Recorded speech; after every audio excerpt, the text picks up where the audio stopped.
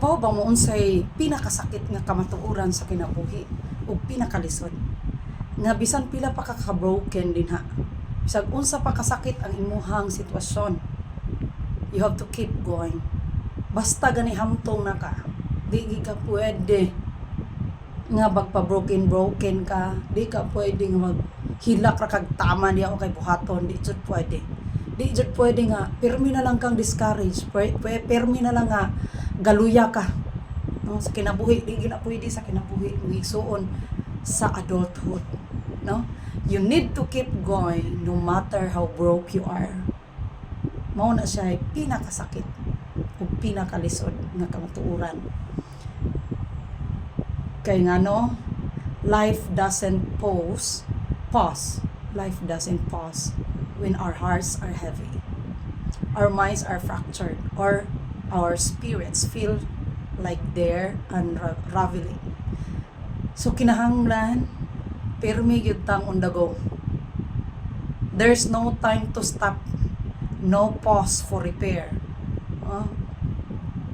Murag applicable ra ginis mga rich, kitang mga survival mode, kitang mga kabos wa gyud ay right nga pahaway, no, nga maadto tag Amerika kay magpahil ta dito kay broken ta, no, wa gyud. No moment or stillness where we can gently piece ourselves back together. The world doesn't wait even when we need it to. But what makes this even harder is that no one really prepares us for it.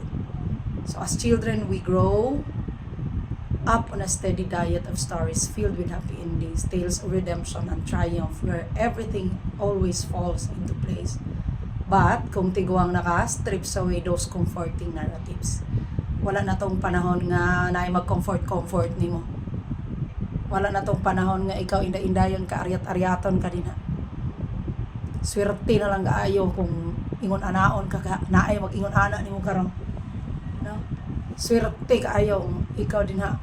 Ay karon kung panahon na, people are very busy. Magmarites ra na sila, ay to dito gamukmok, to dito kay broken kaayo. To dito di mo gawas, magmarites ra na sila. You are wasting your time.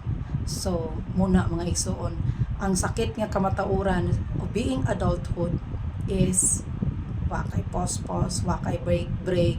You need to keep going sa kinabuhi. Ilabi na gyud sa mga breadwinner, ilabi na gyud kung ikaw mauragi saligan sa pamilya. Di gyud ka pwede magpapalong-palong din ha.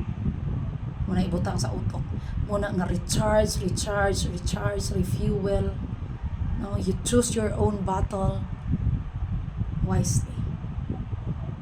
Kanang mo waste ra sa imong energy, ayaw gyud na siya og tagda.